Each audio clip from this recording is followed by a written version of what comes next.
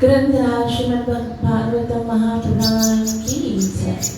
भागवत कथा में प्रवेश करने से पहले गुरु और गौरंग से कृपा की याचना करते हुए मंगलाचरण करेंगे, ताकि हम जो कुछ श्रवण करने वाले हैं उसका हमें पूरा पूरा लाभ प्राप्त हो सके, जो कि है कृष्ण प्रेम की प्राप्ति। गुरवे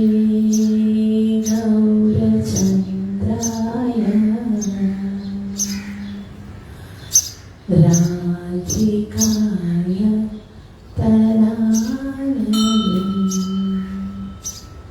कृष्णाय कृष्ण भक्ताय तद्भक्ताय नमो नमः। सच्चिदानन्दरूपाय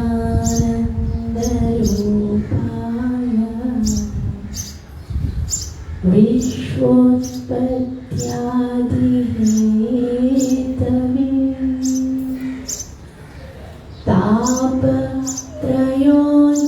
तापत्रयोन्विनाशाय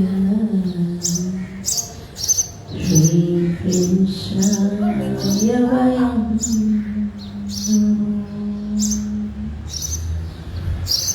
वंशी विभूषितकला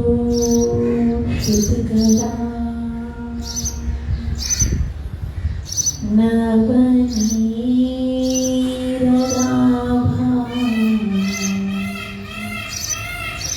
पीताम्बरा धरुणबिम्बफलधरोष्ठा पूर्णेन्दुसुन्दरमुखा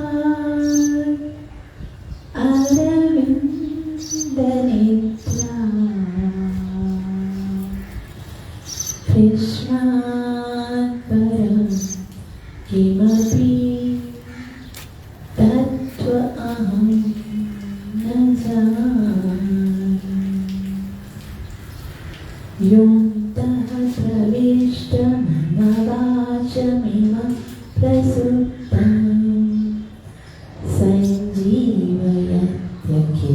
शक्तिधर सुधाम्ना अन्याश्च हस्तचरण श्रवणात्तुलादिनं नारायण भगवते पुरुषाय तुभ्यम्। जय श्री कृष्ण चैतन्य प्रभु नित्यानंद श्री अद्वैत गदाधर श्रीवासदि गौर भक्तवृंद। हरे कृष्णा कृष्ण कृष्णा हरे हरे, हरे राम राम राम हरे हरे। बोल श्री कृष्ण कन्हैया लाल की। श्रीमद् भागवतम तीसरा स्कंद अध्याय 21 जिसका शीर्षक है मनु करदम संवाद। मनु कौन है? मनु महाराज जो इस संसार को, जैसे मनुष्य हम सब पैदा हुए ना इंसान, वो मनु महाराज की संतान है। तो ये मनु महाराज किसकी संतान है? ये ब्रह्मा जी की संतान है। और ब्रह्मा जी से मनु उत्पन्न हुए और उनके पुत्र हुए करदम ऋषि। तो किस तरह से ये संसार की उत्पत्ति हुई है उसके विषय में हम आज इस अध्याय में पढ़ेंगे। तो मनु के विषय में पढ़ने से पहले इतना हमें जान लेना चाहिए कि ब्रह्मा जी, उनकी आयु जो है वो बहुत बड़ी है। ब्रह्मा जी जो है 100 साल तक जीते हैं, लेकिन उनका एक दिन जो है उसमें 1000 चतुर्युगी होते हैं। चतुर्युगी क्या होता है? 4 युग होता है, सतयुग, त्रेता, द्वापर और कलयुग। तो ये 4 युग जब 1000 बार पूरे होते हैं ना, तो ब्रह्मा जी का एक दिन होता है। और ब्रह्मा जी के एक दिन में 14 मनुओं का राज होता है। राज्य जैसे अभी जैसे राज्य होता है ना कि कोई एक कंट्री में राज करता है, कोई एक सिटी में राज करता है, ऐसे नहीं। पहले जमाने में क्या होता था? एक छत्र राज होता था। 7 द्वीपों में एक ही राजा होता था, एक ही सिक्का चलता था, एक ही झंडा होता था। और मनु जो है वो राज्य करते थे। अब ब्रह्मा जी के एक दिन में 14 मनु का राज्य होता है। और 14 मनु को, एक मनु को जो है ना 71 चतुर्युगी डिस्ट्रीब्यूट किया जाता है। मतलब ब्रह्मा जी के एक दिन में कितने चतुर्युगी होते हैं? 1000 चतुर्युग होते हैं। और मनु कितने होते हैं? 14 मनु होते हैं। और हर एक मनु को 71 चतुर्युगों में राज करने का अवसर मिलता है। 71 चतुर्युग मतलब सतयुग, त्रेता, द्वापर और कलयुग। जब 71 बार बीतते हैं तब एक मनु का राज्य समाप्त होता है। फिर नेक्स्ट जो है वो मनु आता है। अभी पता है कौन सा मनु चल रहा है? टोटल कितने मनु हैं? 14 एक दिन में, ठीक है।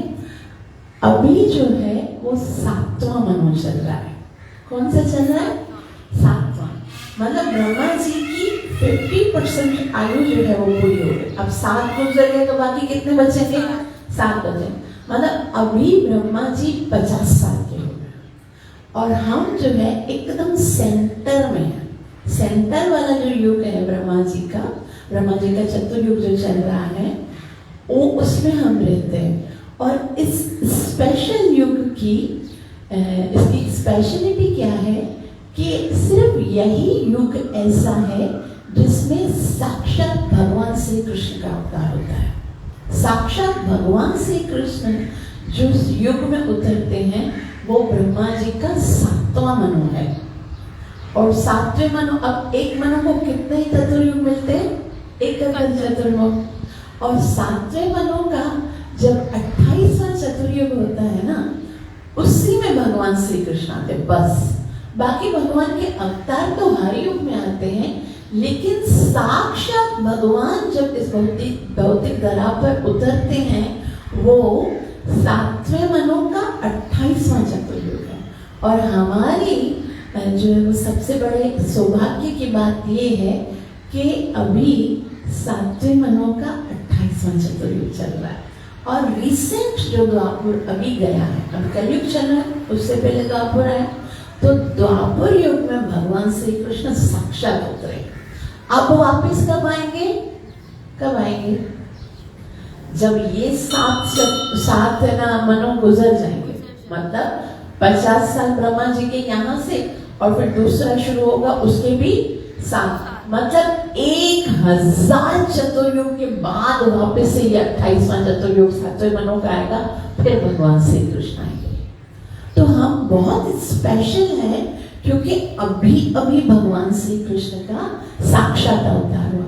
और उससे भी बड़ी बात जो कि शायद हमारे लिए इससे बड़ा सौभाग्य और कोई नहीं हो सकता कि जब 7वें मनों का 28वां द्वापर होता है, उसमें भगवान श्री कृष्ण आते हैं और उसी 7वें मनों के 28वें कलयुग में चैतन्य महाप्रभु आते हैं।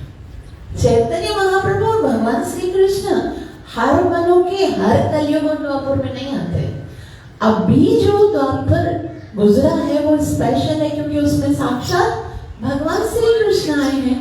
और ये कलयुग उससे भी ज्यादा महत्वपूर्ण है क्योंकि इस कलयुग में साक्षात चैतन्य महाप्रभु आए। अभी जो हम जो नाम जप करते हैं ना, जैसे आप जहां पर भी जाओगे, कहीं पर भी कथा होगी, सत्संग होगा, तो एक मंत्र उच्चारण होता है। कौन सा? हरे कृष्णा कृष्णा कृष्णा हरे हरे, हरे राम राम राम हरे हरे। ये हर युग के लोगों को उच्चारण करने का अवसर नहीं मिलता। ऐसा नहीं है कि महामंत्र नहीं होता, महामंत्र होता है, लेकिन धीरे धीरे धीरे समय के बाद जो है वो छूट जाता है, लुप्त हो जाता है। और अभी हमारे लिए स्पेशल पीरियड है क्योंकि रिसेंट चैतन्य महाप्रभु ने ये मंत्र दिया और हमको इस कलयुग में कुछ करने की जरूरत नहीं। ना तो तपस्या करने की जरूरत है, ना यज्ञ करने की जरूरत है, ना ध्यान करने की जरूरत है, कुछ भी करने की जरूरत नहीं है। अगर हम भगवान को प्राप्त करना चाहते हैं, अगर हम अपने समस्त दुखों को खत्म करना चाहते हैं, अगर हम जन्म मरण के चक्कर को खत्म करना चाहते हैं, तो हमारे लिए स्पेशल बोनस है ये कि हमको खाली इस महामंत्र को जपना है बस। और इस मंत्र को जपकर हमारे सारे अवगुण समाप्त हो जाएंगे, हृदय के सारे अपराध खत्म हो जाएंगे, पिछले जन्मों के सारे पाप खत्म हो जाएंगे और भगवान का धाम प्राप्त हो जाएगा। लेकिन ऐसा नहीं है कि अगर हमने इस जन्म में इस महामंत्र का लाभ नहीं उठाया तो हमको दूसरे जन्म में अवसर मिलेगा, ऐसी कोई गारंटी नहीं है। क्योंकि ये जो मंत्र है वो 10,000 साल के बाद लुप्त हो जाएगा। चैतन्य महाप्रभु आए हैं आज से 522 साल पहले, तो समझो अभी हमारे पास 550 साल गुजर गए, बाकी कितने बचे?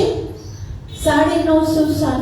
950 साल तक तो ये महामंत्र चलेगा। तो हमको लगेगा ठीक है, अभी अगर नहीं आते हैं, नहीं मतलब जपते हैं, तो नेक्स्ट बर्थ में हमको है ना अवसर तो मिलेगा। लेकिन ये तो जरूरी नहीं है कि नेक्स्ट बर्थ में हम मनुष्य बने, और ये भी जरूरी नहीं है कि नेक्स्ट बर्थ में हमको भागवत कथा पढ़ने का या श्रवण करने का अवसर मिले।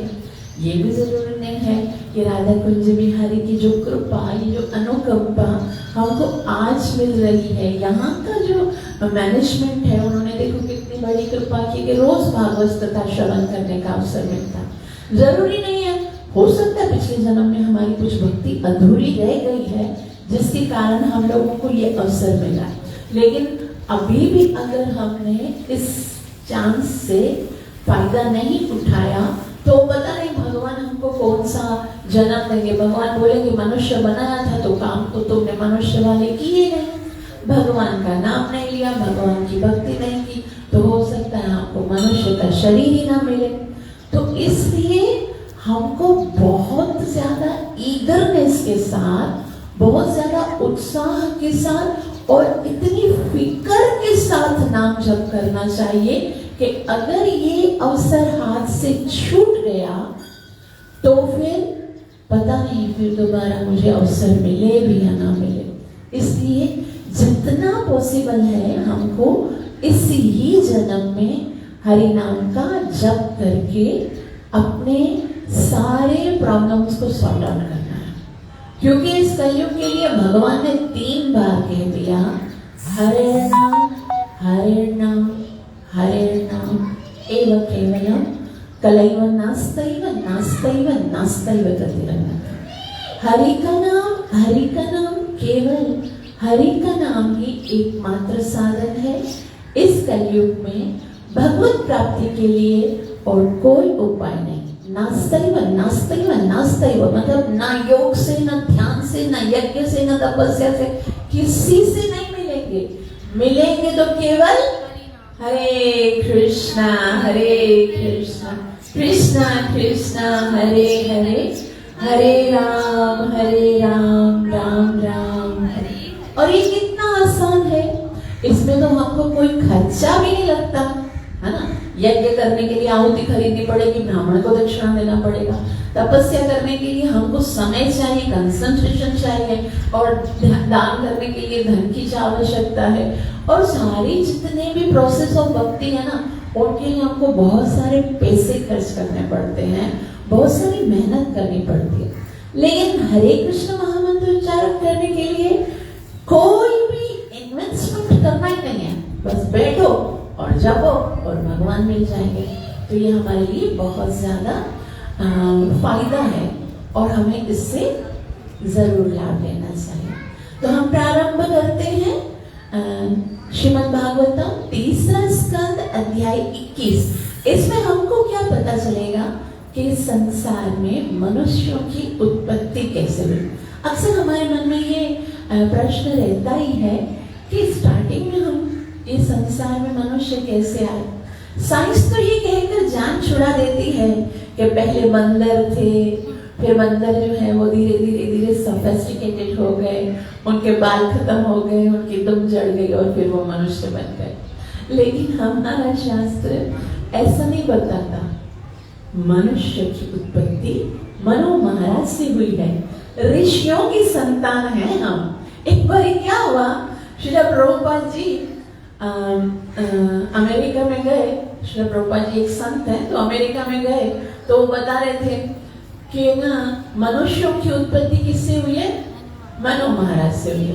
तो वहां के लोग बहस कर रहे थे, भाई साइंस की किताब में लिखा है कि मनुष्य की उत्पत्ति तो बंदर से हुई है, तो मान ही नहीं रहे थे। तो प्रभुपाद जी बता रहे, देखो भागवतम में क्या लिखा हुआ है, भागवतम में लिखा हुआ है कि इंसान की उत्पत्ति मनु महाराज से हुई है, ब्रह्मा जी से हुई है। तो भी वो मान नहीं रहे थे। बोले हम तो साइंस पर विश्वास करेंगे ना, हम थोड़ी ना शास्त्र पर विश्वास करेंगे। तो प्रभुपाद जी ने कहा ठीक है, फिर आप ये मान के चलिए कि आप बंदर से बने हो, आप अपने बाप दादा की बात कर रहे हो। मानते हैं, हम मानते हैं कि हम ऋषियों की संतान है, हम अपने बाप दादा की बात करते हैं। तो सबका अपना अपना एक ईमान है। तो विदुर जी मैत्रेय मुनि से पूछते हैं, विदुर उवाच स्वयंभुवस्य च मनुर्वंशः परामसम्मतः कथ्यतां भगवन् यत्र मैथुनेन धीरे प्रजा। तो विदुर जी मैत्रेय मुनि से पूछते हैं, स्वयंभुवस्य च मनु, कि स्वयंभु मनु जो है, मनु की वंश परंपरा जो है, किस तरह से संसार में वंश परंपरा चली। क्योंकि मनोवंश परम सम्मता, क्योंकि ये परंपरा बहुत ही अत्यंत ही उदार है। बहुत बड़े बड़े ऋषि मुनियों का जन्म हुआ, बहुत बड़े बड़े राज ऋषियों का जन्म हुआ, तो उनके विषय में जानना चाहते हो। तो कभी कभी ऐसा भी लग सकता है, कोई पूछ सकता है, भाई विदुर जी को क्या प्रॉब्लम है, जैसे जन्म लिया तो ले लिया, आप ध्यान करें क्या फायदा होगा। हम भी ना हर वक्त जिज्ञासा करते हैं, उसको पुत्र उत्पन्न हुआ है, उसको पुत्री उत्पन्न हुई, उसकी एंगेजमेंट उसके साथ हुई, उसका अफेयर उसके साथ चल रहा है, उसकी शादी इसके साथ हुई, उसका संबंध बना फिर कट गया। तो कितने सारे क्वेश्चंस हमारे जब से हम पैदा हुए हैं ना, जिस दिन आंखें खोली ना, तब से हमारे मन में क्वेश्चंस हैं। कभी बोलना नहीं आता था, फिर भी सोचते थे ये कौन है, ये मैं किसका बेटा हूँ, मैं क्यों आया, तब तो बोलना नहीं आता था। जिस दिन जुबान मुंह में आ गई ना, उस दिन सवालों के हम बाहर माँ से पूछने शुरू कर देते, ये क्या है पिताजी, ये क्या है माता जी, ये क्या है, ये क्या है, ये क्या है। और आज तक भी मतलब जन्म से लेकर जब बड़े होते ना, बूढ़े हो जाते ना, तब भी बच्चों से पूछते हैं। पहले माँ बाप से पूछते, फिर अपना बच्चों, कहाँ जा रहे हो, क्या कर रहे हो, कहाँ हो, किसके साथ हो। हर वक्त क्वेश्चन ही क्वेश्चन, जिज्ञासा ही जिज्ञासा से हमारा ये जीवन बनता है ना। सवाल कितने होते हैं हमारे पास, लेकिन ये जो प्रॉपर क्वेश्चन है जिससे मेरे जन्म मरण का चक्कर छूटे, वो तो शास्त्र से पता चलता है। देखो एक बात याद रखो, जब भी आप रास्ते से जाओगे ना, सीधा रास्ता है तो कहीं ना कहीं तो खत्म होगा, कहीं ना कहीं तो दो राह आएगी ना। तब आपको यह डिसीजन लेना पड़ेगा कि मैं इधर जाऊं कि इधर जाऊं, और उस समय आपको एक गाइडलाइन चाहिए। क्या गाइडलाइन चाहिए? बस इतना कि मेरी मंजिल किस तरफ है। क्योंकि अगर आपने रॉन्ग वे, गलत रास्ता ले लिया, तो फिर आप चाहे कितना भी स्ट्रगल करो, कितना भी चलो, कितनी भी मेहनत करो, आप अपनी मंजिल तक नहीं पहुंच सकते। क्यों? क्योंकि वो रास्ता ही गलत है। तो इसलिए ये शास्त्र हमें ये सिखाता है कि हमारी मंजिल क्या है। हमारी मंजिल सिर्फ और सिर्फ भगवान का धाम है। जब तक हम भगवान के धाम में नहीं चले गए, तब तक तो हम भटकते रहेंगे। और इसीलिए भटकते भटकते भटकते ना जाने कितने जन्म बीत गए, बहुत जन्म बिछड़े थे माधव। ये जन्म तुम्हारे लिखे। हम चाहे कहीं भी चले जाएंगे। Shrimad Bhagavad Gita chapter number 8 verse number 16 में भगवान श्री कृष्ण कहते हैं, ब्रह्म भुवना लोका पुनरावृत्ति नोर्जुन। अर्जुन, तुम चाहे किसी भी लोक में चले गए, वो तुम्हारी मंजिल नहीं है, क्योंकि वहां से तुम्हें दोबारा आना पड़ेगा। तो मानो अर्जुन ने पूछा, फिर मेरी मंजिल कहाँ है? तो कृष्ण कहते हैं, माम उपेत्य कौन्तेय पुनर्जन्म न विद्यते। अर्जुन, एक बार जो मेरे धाम में आ जाता है, उसको पुनर्जन्म लेना नहीं पड़ता। मतलब मंजिल क्या है? मंजिल कृष्ण है, कृष्ण का धाम है। तो यदि उस रास्ते पर चल रहे हो, एक बात बहुत सुंदर मुझे लगती है कि यदि आपको मंजिल पता है, फिर आप चाहे धीरे धीरे धीरे धीरे चलोगे ना, तो भी इस बात की गारंटी है, आज नहीं तो कल मंजिल पे पहुंच जाओगे। और अगर आपको मंजिल ही पता नहीं, फिर चाहे आप एकदम सुपर मर्सिडीज में जाओगे, बहुत अच्छी स्पीड के साथ जाओगे, बहुत अच्छी गाड़ी होगी, बहुत अच्छा ड्राइवर होगा, एकदम परफेक्ट स्किल्स होंगे, लेकिन फिर भी नहीं मिलेगी। क्यों नहीं मिलेगी? क्योंकि हमको खबर ही नहीं है कि मंजिल क्या है। तो ये बहुत जरूरी है जानना कि मेरी मंजिल कृष्ण है। फिर आप चाहे 16 माला नहीं कर पाते, जो 16 माला जो हमारी परंपरा में बोला, 16 माला नहीं कर पाते हो तो ठीक है, 8 कर ले तो आहिस्ता आहिस्ता पहुंचेंगे। 8 नहीं कर पाते तो 4 कर लेंगे, तो 4 से भी पहुंच जाएंगे, कभी ना कभी तो पहुंचेंगे ना। 4 नहीं कर पाते तो 2 कर लेंगे भाई, 2 से भी, जो पैदल चलता है वो भी तो मंजिल पे पहुंचता है ना। 2 वाला चलो, बाइक वाला हो गया, 4 वाला अल्टो वाला हो गया, 8 वाला भले फॉर्च्यूनर वाला हो गया, 16 वाला फ्लाइट में जा रहा है। लेकिन जो पैदल जाएगा वो भी तो कभी पहुंचेगा, तो 2 माला तो कम से कम स्टार्ट कर ही लो कि पता चल गया मेरी मंजिल कृष्ण है। और वो कृष्ण मुझे मिलेंगे कैसे? जब मैं उनका नाम लूंगा। हरे कृष्णा कृष्णा कृष्णा हरे हरे, हरे राम राम राम हरे हरे। तो विदुर ने कहा स्वयंभू मनु की वंश परंपरा अत्यंत उदाहरणीय थी। हे पूज्य ऋषि, मेरी आपसे प्रार्थना है कि आप इस वंश का वर्णन करें जिसकी संतति वृद्धि संभोग के द्वारा हुई। क्योंकि यहाँ पर ये क्वेश्चन इसलिए पूछे क्योंकि इससे पहले जो है वो ब्रह्मा जी उनके विषय में बता रहे थे, जैसे उन ऋषियों के विषय में जो कि संभोग के द्वारा मतलब पति पत्नी के द्वारा उत्पन्न नहीं हुए थे। ब्रह्मा जी की गोद से इंद्र उत्पन्न हो गए, अलग अलग ऋषि उत्पन्न हो गए, सप्त ऋषि उत्पन्न हो गए, उनके बारे में बताएं। तो अभी विदुर जी बोल रहे हैं कि अब मुझे उनके बारे में बताइए जिनका जन्म जो है वो संभोग के द्वारा हुआ। और वो कौन है? तो कहते हैं प्रियव्रतो तान्पालो सुतो स्वयंभुवस्य वै यथा धर्म जुगुपुतः सप्तद्वीपवती महिम। कि मनु महाराज की 2 पुत्रों के नाम बताएं। 2 पुत्र हैं उनके, एक पुत्र का नाम है प्रियव्रत, दूसरे पुत्र का नाम है उत्तानपाद। ये पहली सृष्टि है। ब्रह्मा जी से मनु महाराज और मनु महाराज से उत्तानपाद और प्रियव्रत उनका जन्म हुआ। तो वो कहते हैं स्वयं मनु के 2 पुत्र प्रियव्रत और उत्तानपाद ने धार्मिक नियमानुसार सप्त द्वीपों वाले इस संसार पर राज्य किया। तो पूरे संसार पर मनु महाराज के पुत्रों का राज्य चल रहा है। तस्य वै दुष्टा ब्रह्म देवहूति विशुद्धया पत्नी प्रजापतिरुक्ता कर्दमस्य तवानघ। यहाँ पर एक बहुत ही सुंदर प्रश्न शब्द है तयानघ, कि मानो अभी जो है वो मैत्रेय मुनि पूछ रहे हैं कि भाई मुझसे क्यों पूछ रहे हो, तुम तो विदुर हो। विदुर तो बहुत सारे लोगों को जानते हैं जो उनको बता सकते हैं, तो तुमने मुझे क्यों सिलेक्ट किया कि मुझसे ही पूछ रहे हो।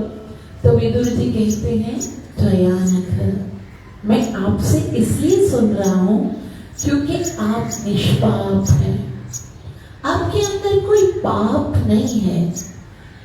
तो ये जरूर सोचना चाहिए कि जैसे हम सुन रहे हैं वो प्योर भक्ति है।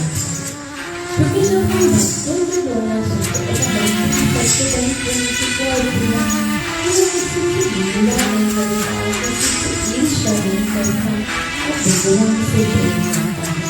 तो अगर ऐसी किसी भक्ति से हम भगवान की कथा सुनते हैं तो ही हम वो कथा को अपने जीवन में उतार सकते हैं। तो इसलिए विदुर जी मैत्रेय मुनि से कहते हैं, हे पवित्र भ्रमण, हे पाप विहीन पुरुष, अपने आपने उनकी पुत्री के विषय में कहा है कि प्रजापति ऋषि कर्दम मुनि की पत्नी देवहूति थी। तो कर्दम मुनि जो है उनकी पत्नी जो है वो देवहूति थी। देवहूति कौन थी? जैसे मैंने बताया कि मनु महाराज के 2 पुत्र थे। कौन कौन? उत्तानपाद और प्रियव्रत। उसी तरह से उनकी 3 पुत्रियां थी। एक का नाम था देवहूति, दूसरी का नाम था आकुति, तीसरी का नाम था प्रसूति। ये प्रथम इंसान की स्टार्टिंग यहाँ से हुई है। और पहली जो सृष्टि हुई है उसमें भी बेटियां कितनी है? 3 है और पुत्र कितने हैं? 2 है। तो पुत्रियां जो है स्टार्ट से ही लगता है कि ना ज्यादा ही होती है, क्योंकि उनके अंदर बहुत करुणा होती है। और जहाँ कन्या होती है वहाँ सौभाग्य प्रारंभ होता है। पर आगे पूछते हैं तस्याम सवै महायोगी युक्तायां योग लक्षणे ससर्ज कथिता वीर्य तन्मे शुश्रूषवे वद।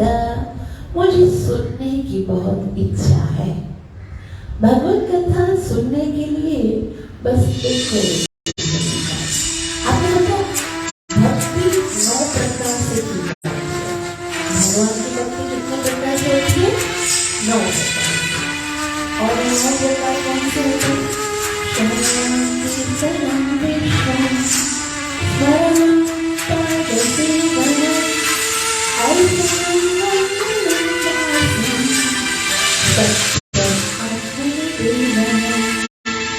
वो 9 प्रकार का श्रवण करना, जैसे आप जो कर रहे हो ना वो भक्ति कर रहे हो, पता नहीं है। सुनना भी एक भक्ति होता है। पहली भक्ति जो है स्टार्ट ही सुनने से होती है। जब हम सुनते हैं तभी तो भगवान से प्यार होता है। जब हम भगवान के विषय में सुनते हैं तभी तो भगवान के नाम जप करने की इच्छा होती है, तभी तो भगवान की सेवा करने की इच्छा। जो सुनता नहीं है वो कभी भक्त नहीं कर पाता।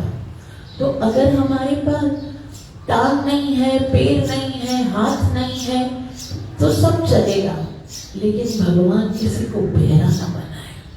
क्योंकि जो बहरा होगा, जिसके पास कान नहीं होंगे, तो वो भगवान की कथा कैसे सुनेगा?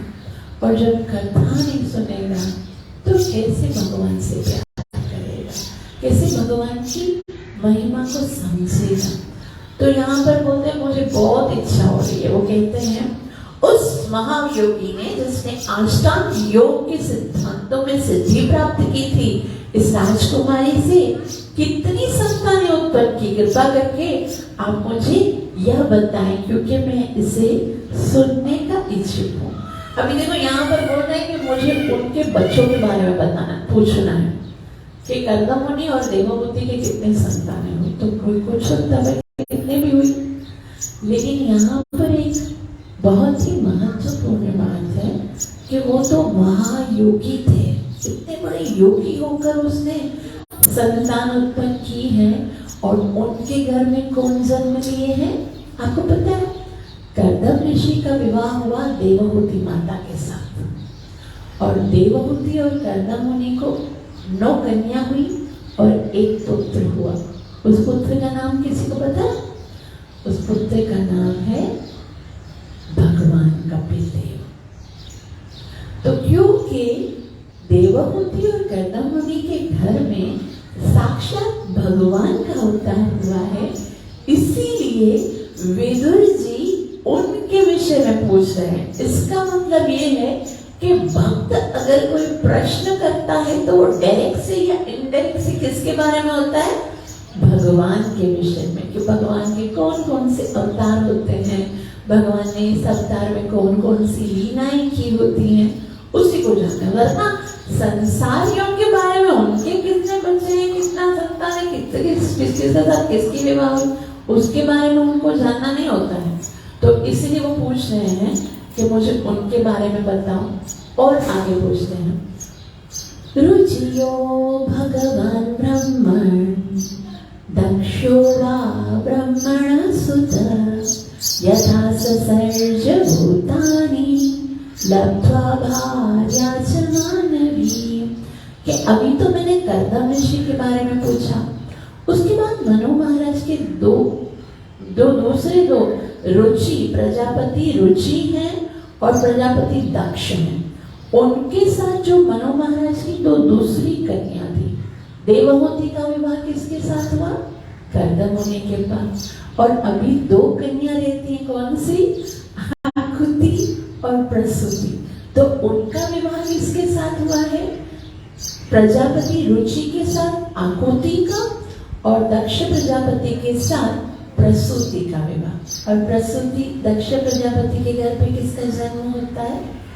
पार्वती मैया का जन्म होता है। तो ये पूछ रहे हैं कि भाई इनके विवाह के बारे में और ये सारी जो सुंदर सुंदर लीलाएं हैं इस तरह से हुई, हम उनके बारे में बताइए। कहते हैं हे ऋषि कृपा करके मुझे बताइए कि ब्रह्मा के पुत्र दक्ष तथा रुचि ने स्वयंभू मनु की अन्य 2 कन्याओं को पत्नी रूप में प्राप्त करके किस प्रकार से संतानें उत्पन्न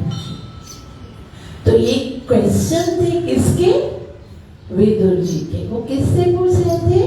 मैत्रेय मुनि से। अब मैत्रेय मुनि जो है वो उत्तर देते हैं। वो कहते हैं मैत्रेय उवाच प्रजा सृजेति भगवान् कर्दमो ब्रह्मणोदितः सरस्वत्यां तपस्तेऽपि सहस्राणं समादशा। कि क्या हुआ कि ब्रह्मा जी ने कर्दम मुनि को बोला कि देखो मुझे संसार की सृष्टि करनी है, तो तुम ऐसा करो, संसार की सृष्टि करने में तुम मेरी सहायता करो और तुम विवाह करके संतान उत्पन्न करो। फिर क्या हुआ? सरस्वत्यां तपस्तेऽपि सहस्राणां समादशा। अगर कोई पुत्र को पिता बोलता है कि तुम विवाह करो और संतान उत्पन्न करो, तो उसको क्या करना चाहिए? अपने बाप की बात मानकर विवाह कर लेना चाहिए। लेकिन यहाँ पर ऐसा नहीं हुआ है। वो पिताजी को बोलते हैं, जी पिताश्री, आप जो आज्ञा करोगे मैं उसका पालन करूंगा। और उसके कहने के फौरन बाद वो सरस्वती नदी के किनारे पे चले जाते हैं और वहां क्या करना शुरू कर देते हैं? तपस्या करना शुरू कर देते हैं। और कितना समय तपस्या करते जाते हैं? तपस्ते सहस्त्राणाम, सहस्त्र कहते हैं 1000 और समादशा मतलब 10,000 साल तक तपस्या करते हैं। तो यहाँ पर जो बहुत ही समझने की बात है वो क्या है?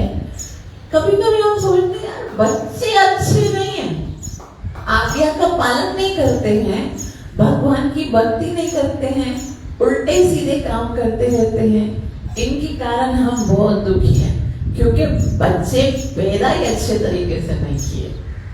यहाँ पर सिखाया जाता है कि संतान उत्पत्ति करने से पहले बाप बनना सीखिए।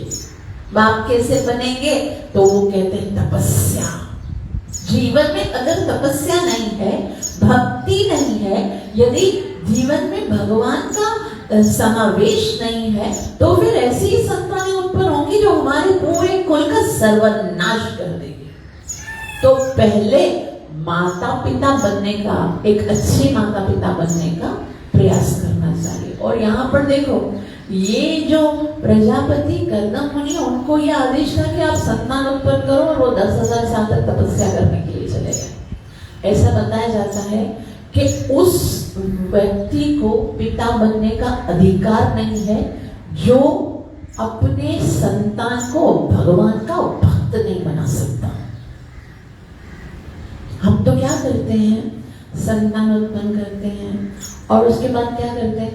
बच्चे को पैदा होते ही बस गुट्ठी में पिला देते हैं। तो हायर स्टडी के लिए आपको विदेश जाना है और दूसरी कंट्रीज में जाकर आपको बहुत बहुत पढ़ना है, बहुत बहुत डिग्री लेनी है, बहुत बहुत धन कमाना है, धन कमाने के बाद बहुत बड़ा घर बनाना है, उसके बाद एक बहुत बड़ी गाड़ी लेनी है, एक सुंदर सी स्त्री के साथ विवाह करना है, फिर बच्चे पैदा करने हैं और अपने बच्चों को भी यही शिक्षा देनी है, सत्यानाश करना है अपने जीवन का जैसे मैंने किया, और उसी तरह से अपने बच्चों का। उसके अंदर ना भगवान का नाम होगा, ना भगवान की भक्ति होगी, ना ही कोई धार्मिक शिक्षा होगी, ना ही कोई तपस्या होगी, ना ही कोई साधना होगी। ये जीवन मनुष्य का जीवन थोड़ी होता है। अगर यही जीवन मनुष्य का जीवन होता तो ये शास्त्रों की आवश्यकता क्या थी? आज हम लोग अपने शास्त्र से, अपने धर्म से इतना दूर हो गए हैं कि हमारे बच्चों को पता ही नहीं है कि सनातन धर्म का मतलब क्या है। हमारे संतान को ये पता ही नहीं है कि भगवान कौन है। मंदिर में आते हैं तो पूछते हैं भाई ये कौन है, भगवान कौन है? इनमें से इतनी सारी फोटोज लगी हुई, उनको ये भी पता नहीं देवता क्या होते हैं, शिव जी कौन होते हैं, हनुमान जी कौन होते हैं, कृष्ण कौन होते हैं, कुछ पता नहीं, क्योंकि हमने उनको धर्म से, सनातन धर्म से बिल्कुल दूर कर दिया और केवल एक मशीन बना दिया है जो पहले पढ़ेगी, लिखेगी, नोट बनाने की एक फैक्ट्री बनेगी, बस। उनको कुछ नहीं सिखाया कि मनुष्य जीवन का लक्ष्य क्या है। तो यहाँ पर जो मैत्रेय मुनि है वो क्या कहते हैं, महान ऋषि मैत्रेय ने उत्तर दिया, भगवान ब्रह्मा से लोगों में संतान उत्पन्न करने का आदेश पाकर पूज्य गर्दभ ने सरस्वती नदी के तट पर 10,000 वर्षों तक तपस्या की। और उसके बाद क्या किया, ततः समाधि युक्तेन क्रिया योगेन कर्दमा संप्रपदे हरि भक्त्या प्रपन्ना वरदाशुनम। कि इस तरह से तपस्या करने के बाद समाधि काल में गर्दभ मुनि ने समाधि में अपनी भक्ति द्वारा शरणागतों को तुरंत समस्त वर देने वाले श्री भगवान की आराधना की। अब यहाँ पर समाधि लगाई है और किसकी लगाई है, वो भगवान जो अपने भक्तों को तुरंत ही समस्त वरदान प्रदान करते हैं, भगवान श्री कृष्ण, भगवान श्री हरि की तपस्या। आजकल लोग तपस्या करते भी हैं तो भी क्या करते हैं, वो अलग अलग देवी देवताओं के पास जाते हैं और अपनी इच्छाएं पूरी करने के लिए उनके पास जाते हैं। ऐसा बताया जाता है श्रीमद् भगवद गीता के 7वें अध्याय के 21वें श्लोक में भगवान कहते हैं, कामस्तैस्तिस्धृतज्ञाना प्रपद्यन्ते देवता। जिनकी बुद्धि काम वासनाओं के द्वारा हरण की जाती है ना, वो ही दूसरे देवी देवताओं के पास जाते हैं। देवी देवता भगवान के ही नुमाइंदे हैं, वो भगवान की ही सेवा करते हैं। लेकिन हम मनुष्य हैं, हमको शास्त्र का ये आदेश है कि हम भगवान की संतान हैं। भगवान कौन है, भगवान कौन है, भगवान कौन है, कौन है भगवान, भगवान श्री कृष्ण है। और भगवान श्री कृष्ण से हमारा क्या संबंध है, भगवान भगवद गीता में कहते हैं, मैं आप सबका पिता हूँ। क्या है वो, पिता है। तो हम सब कौन है, भगवान के बच्चे हैं। तो अगर बच्चे को कुछ चाहिए तो वो किसके पास जाएगा, अपने बाप के पास जाएगा। अगर आपके बेटे को आईफोन चाहिए, लैपटॉप चाहिए, या शूज चाहिए, या ड्रेस चाहिए, या टॉफी चाहिए, चॉकलेट चाहिए, वो किससे मांगेगा, अपने बाप से मांगेगा। तो वो गलत कर रहा है क्या, सही कर रहा है, बाप से मांगने में कोई गलत नहीं। लेकिन अगर वो पड़ोसी के पास जाएगा या किसी और के पास जाएगा तो उसको क्या बोलेंगे, अरे भिखारी हो क्या। बाप से अगर वो लाख रुपए की चीज मांगता है तो कोई उसको नहीं डांटेगा, क्योंकि उसका तो अधिकार है, वो अपने बाप से मांग रहा है। लेकिन अगर किसी और से वो 2 रुपए भी मांगता है तो उसको बोलेंगे तो भिखारी वाला काम कर रहा है, क्यों मांग रहा है दूसरों से, है ना। तो मांगना किसके साथ, किससे चाहिए, अपने पिता से मांगना चाहिए। तो उसमें कोई गलती नहीं है। तो यहाँ पर भी गर्दभ मुनि को अगर किसी चीज की इच्छा है तो वो किसकी भक्ति कर रहे हैं, डायरेक्ट से भगवान की भक्ति करते हैं। और भगवान भगवद गीता के 7वें अध्याय में बोलते हैं कि मेरे पास तो किसी भी इच्छा से आ सकते हो। ऐसा नहीं है कि हमारे अंदर कोई इच्छा ही नहीं हो, बस भगवान की भक्ति करें। अगर इच्छा है भी, भगवान कहते हैं चतुर्विधा वदन्ते माम जनाः सुकृतिनोर्दुष। 4 प्रकार के लोग आते हैं मेरे पास। कौन कौन से आते हैं, जो दुखी होते हैं, वो दुख को खत्म करने के लिए आते हैं। भगवान मेरे जीवन में बहुत दुख है, आप कृपा करो मेरे इस दुख को दूर कर दो। तो जाए हम भगवान के पास ही जाएंगे ना, तो वो जाते हैं।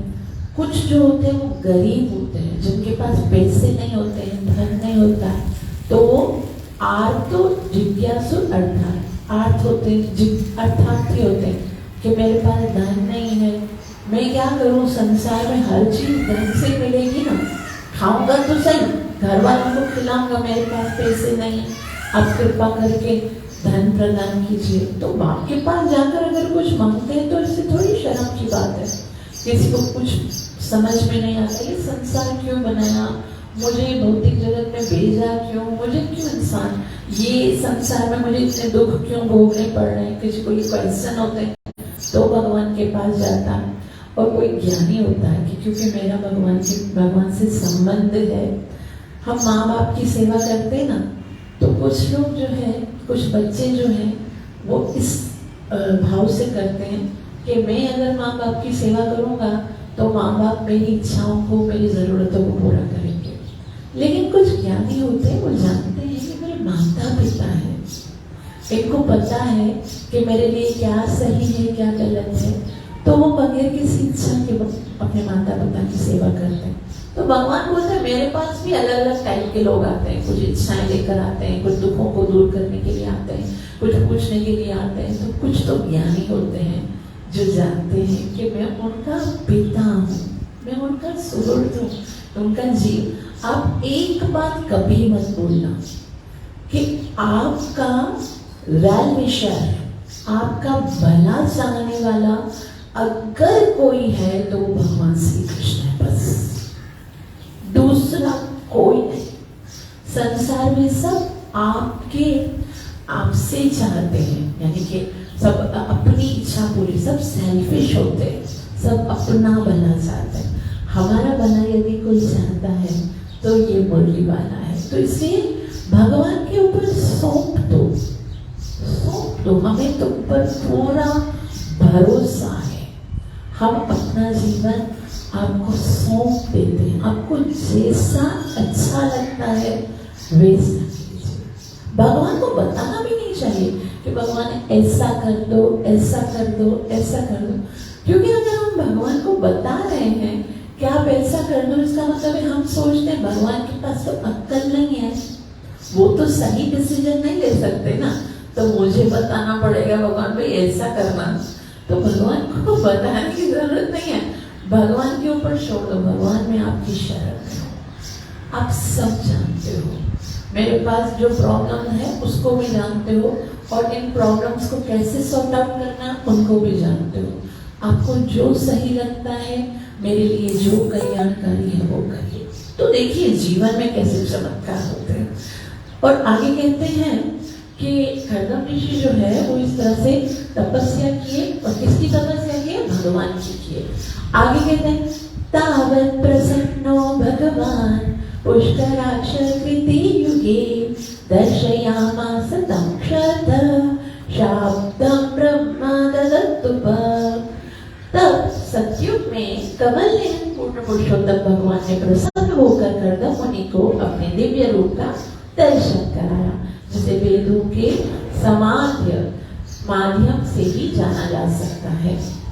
तो जैसे भगवान के लिए तपस्या की, किसने की? कर्दम मुनि ने। कर्दम मुनि ने तपस्या की भगवान को प्रसन्न करने के लिए, और भगवान सामने प्रकट हो गए। और भगवान सामने प्रकट हो गए, फिर क्या हुआ? सतम विरज कर्माभम सित पद्मोपलर पसत्रजम स्निग्धनीलालकर कवार्तावस वक्त्राब्जम विरजोरभ। कर्दम मुनि ने भौतिक कल्मश से रहित सूर्य के समान तेज में श्वेत कमलों तथा कुमुदनियों की माला पहने भगवान के दिव्य रूप का दर्शन किया। देखो यहाँ पर बता रहे कि भगवान कैसे लग रहे थे। आप जब भगवान के दर्शन करो ना, देखो यहाँ पर राधा कुंज भी आ गए, कभी ये नहीं सोचना कि ये मूर्ति है, कभी भी नहीं सोचना। क्या सोच के दर्शन करना कि ये कौन है? साक्षात भगवान है। और पूरा भगवान के दर्शन करने के क्या नियम है पता है? भगवान को कहाँ से दर्शन करना चाहिए? भगवान के दर्शन चरणों से करने चाहिए। डायरेक्ट से भगवान के मुंह पे नहीं देखना चाहिए, भगवान के मुख कमल पे नहीं देखना चाहिए, पहले चरण कमल से प्रारंभ करना चाहिए। पहले भगवान के चरण हैं, उसके बाद भगवान की एंकल है, फिर भगवान के घुटने हैं, फिर भगवान की जंघा है, फिर भगवान की कमर है, भगवान के हाथ हैं, भगवान का सुंदर मुख है, भगवान की मुस्कान है, भगवान के नेत्र हैं, भगवान का मोर मुकुट है। पूरा भगवान ने कौन कौन से आभूषण पहने हैं, कौन सी माला पहनी है, किस कलर का ड्रेस पहना है, भगवान ने कैसे कैसे नेत्र हैं, कैसी मुस्कान है, पूरा ध्यान से दर्शन करना चाहिए। खाली भगवान के दर्शन करने से ही जीवन में सारे दुख खत्म हो जाते हैं। हम लोग तो, हमारी क्या प्रॉब्लम है? संसार में अगर कोई संसारी लोग होगा, कोई लड़की होगी, कोई एक्ट्रेस होगी, कोई हीरोइन होगी, उसको आंखें खोल के देखते हैं, पर भगवान के सामने जाकर आंखें बंद कर देते हैं। भगवान को तो ध्यान से कभी देखते नहीं। आप लोगों ने देखा होगा बहुत सारे लोग भगवान के सामने आंखें बंद कर देते, क्योंकि भगवान कैसे लगते हैं उससे उनको कोई मतलब नहीं है। आंखें बंद क्यों करते हैं? क्योंकि जो इच्छा लेकर आए ना वो भगवान को बतानी है, भाई ये प्रॉब्लम है, मैं आपको ये प्रॉब्लम सॉर्ट आउट करने के लिए बोल रहा हूँ। भगवान क्या नौकर है तुम्हारे बाप के? भगवान क्यों मेरे आदेश का पालन करेंगे? क्यों करेंगे? पहले भगवान से प्रेम करो, भगवान की भक्ति करो, उसी के बाद तो भगवान जो है उनको बोलने की भी जरूरत नहीं पड़ेगी। क्या भी प्रॉब्लम? आप भगवान से कोई संबंध नहीं, भगवान के लिए कोई हृदय के अंदर प्रेम नहीं, बस खाली अपनी इच्छाओं को लेकर बस भगवान को थोपने के लिए आ रहे, ये करो ये करो, आदेश देते हैं। आप खाली ये सोचकर देखो कि जितनी दफा आप मंदिर में आए हो, कितनी दफा भगवान को आपने आज्ञा दी है, भगवान ये कर दो ये कर दो ये कर दो ये कर दो, मेरे बच्चे का एग्जाम है उसको पास कर दो, मेरे पति के साथ ये प्रॉब्लम है उसको सॉर्ट आउट कर दो, मेरे साथ ये मसला है उसको दूर कर दो। कितनी आज्ञाएं दी हमने भगवान को आज तक, लेकिन भगवान ने हमें सिर्फ एक आज्ञा दी है, सिर्फ एक आज्ञा दी है। और वो क्या है? गीता में भगवान कहते हैं तुम मेरे भक्त बन जाओ, बस क्या बन जाओ। और हमने उस आज्ञा का पालन किया है क्या? भगवान ने कहा तुम मेरे भक्त बन जाओ, और भक्त का मतलब है भगवान का नाम जप करना। हम कहाँ जप करते भगवान का? वो भगवान बोलेगा, अगर देखो माता पिता है ना, बेटा होगा बोलेगा मम्मी मुझे इतने पैसे चाहिए, पिता जी मुझे ये चाहिए, मम्मा ये चाहिए, पिता ये चाहिए ये चाहिए ये चाहिए, सारा दिन मांगते मांगते मांगते, और माँ उसको एक काम बोलेगी बेटा तुम ऐसा काम करना, ये बिल पे करके आ जाना, और वो नहीं करके आ जाएगा, या पिताजी कोई काम बोलेंगे वो नहीं करके आएगा, तो फिर वो जब बेटा वापस से बोलेगा, माँ बाप बोलेंगे यार तुमको एक बार बोलते तुम हमारी बात पूरी नहीं करते हो, सारा दिन बोलते रहते हो ये करो ये करो ये करो, बोलेंगे या नहीं बोलेंगे? तो भगवान भी हमसे यही एक्सपेक्ट करते हैं, भाई सारा दिन तुम्हारी फरमाइशों की लिस्ट आती रहती है, मैंने तो बस एक ही बात बोली है कि तुम मेरा नाम लो, मेरा भक्त बन जाओ, तुमसे इतना नहीं होता, तो क्यों तुम रोज रोज अपनी फरमाइशें लेकर आते हो मेरे पास? कम से कम जो मैंने बोला वो तो करो, फिर देखो मैं तुम्हारे लिए क्या करता हूँ। तो हमें क्या करना है? भगवान से प्यार करना है, भगवान की भक्ति करनी है, भगवान का नाम जप करना। कलयुग में बहुत आसान है भगवान की भक्ति करना। बस आपको क्या करना है? माला लेनी है, और माला के अंदर जो 108 दाने हैं, एक एक दाने पर क्या बोलना है? हरे कृष्णा कृष्णा कृष्णा हरे हरे, हरे राम राम राम हरे हरे।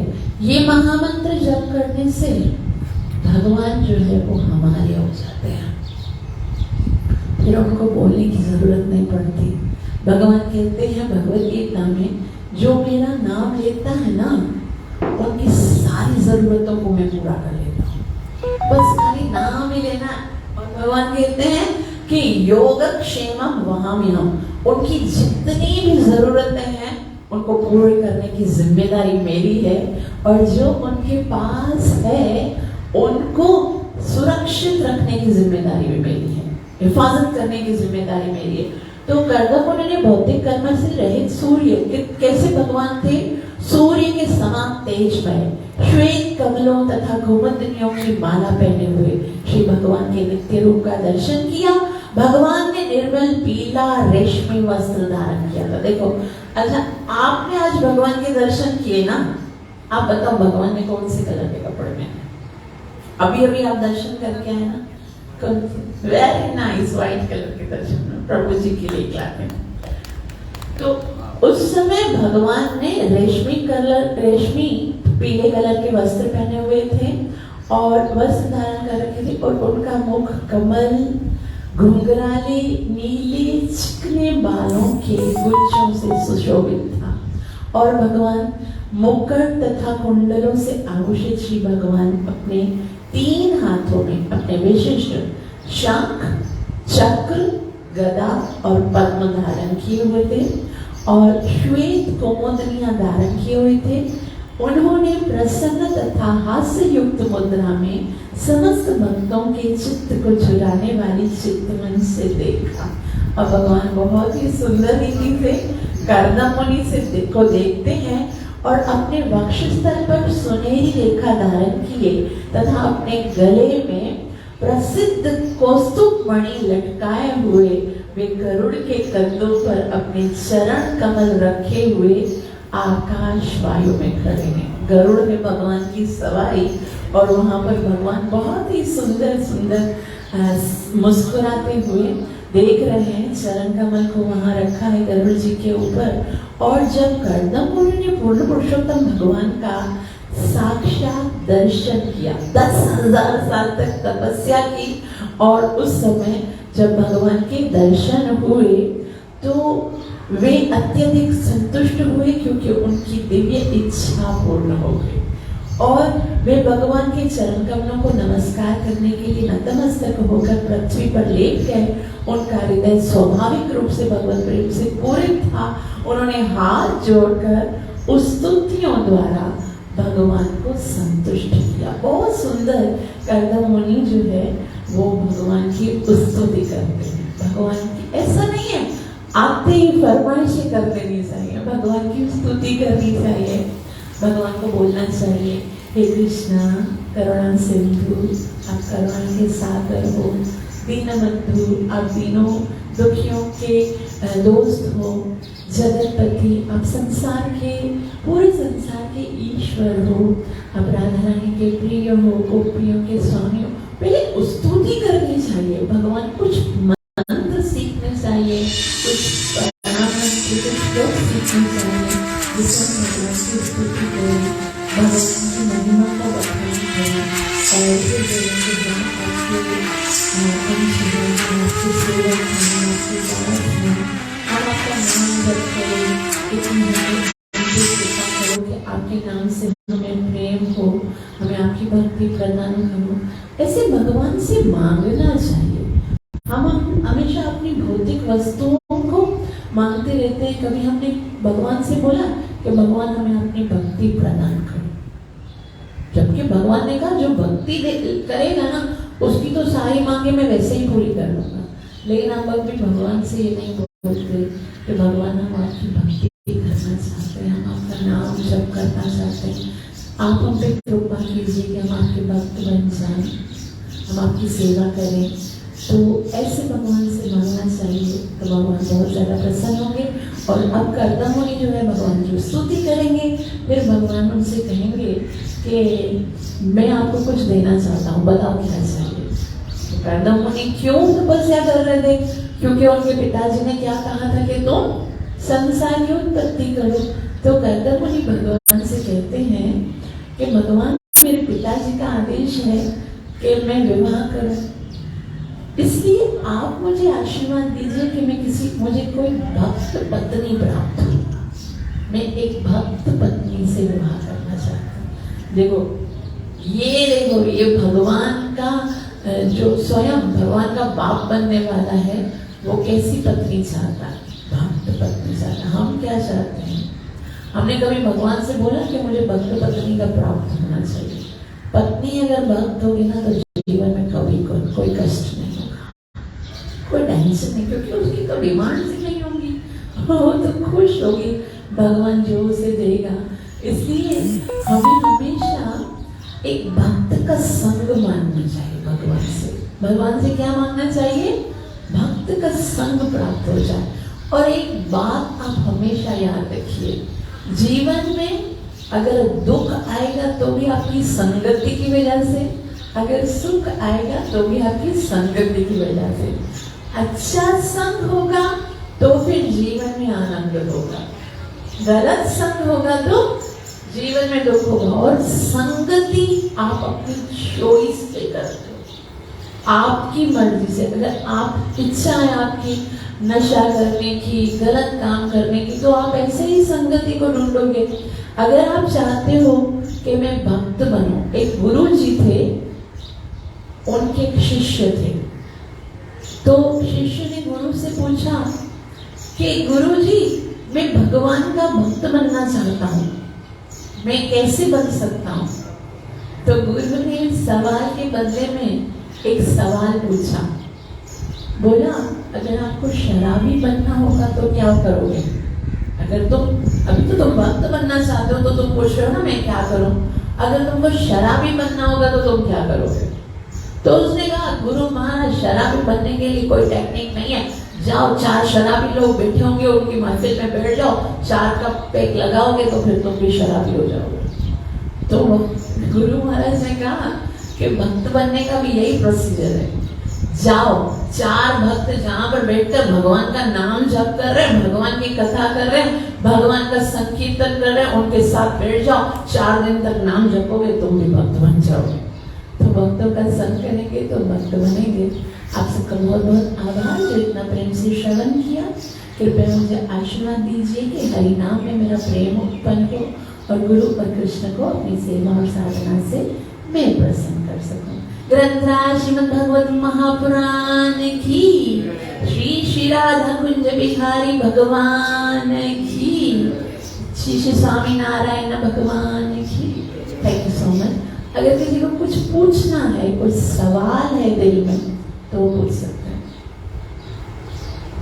कोई चीज समझ में नहीं आई है तो आप पूछ सकते हो, वरना हम 2 मिनट के लिए भगवान के नाम का कुछ भी पूछना, कुछ भी समझ में, क्योंकि मुझे नए चीजें नजर आए। अगर कोई चीज समझ में नहीं आई है तो वो पूछ सकते हैं, ठीक है? कोई सवाल है आपके मन में?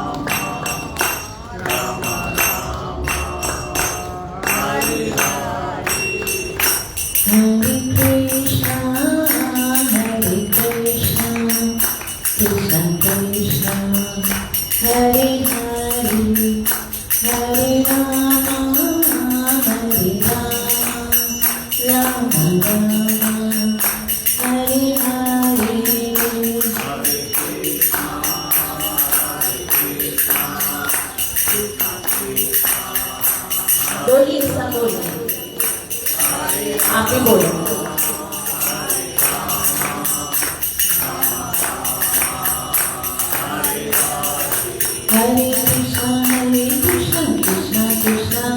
हरे हरे राम राम राम हरे हरे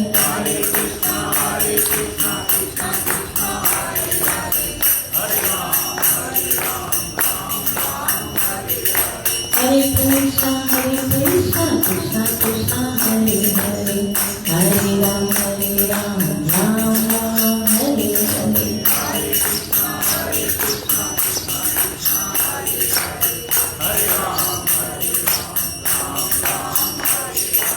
हरे कृष्णा कृष्णा कृष्णा हरे हरे हरे राम राम हरे हरे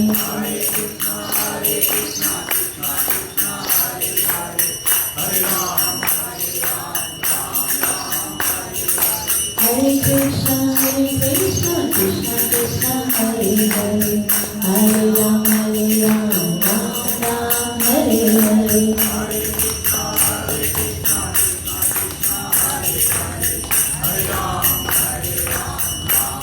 जय राधा कुंज बिहारी राधा कुंज बिहारी राधे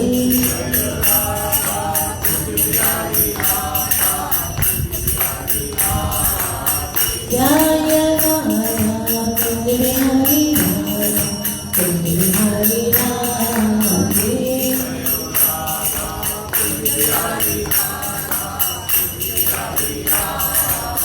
जय गौरानी ताई पतित पावनी गौरानी ताई जय गौरानी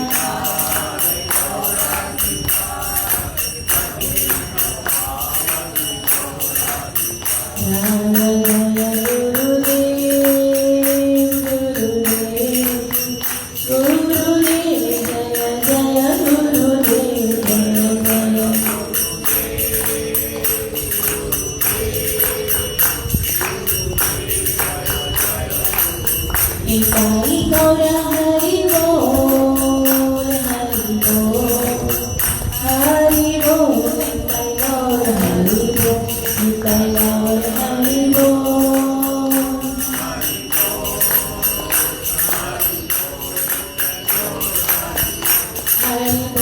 हरि बोल हरि बोल हरि बोल हरि बोल हरि बोल हरि बोल हरि बोल हरि बोल योग धर्म है नाम संकीर्तन महायज्ञ की परिपालन अवतार चैतन्य महाप्रभु की ग्रंथराज श्रीमद् भागवत महापुराण की प्राण प्रिय श्री राधा कुंज बिहारी भगवान की श्री स्वामी नारायण की गौर प्रेम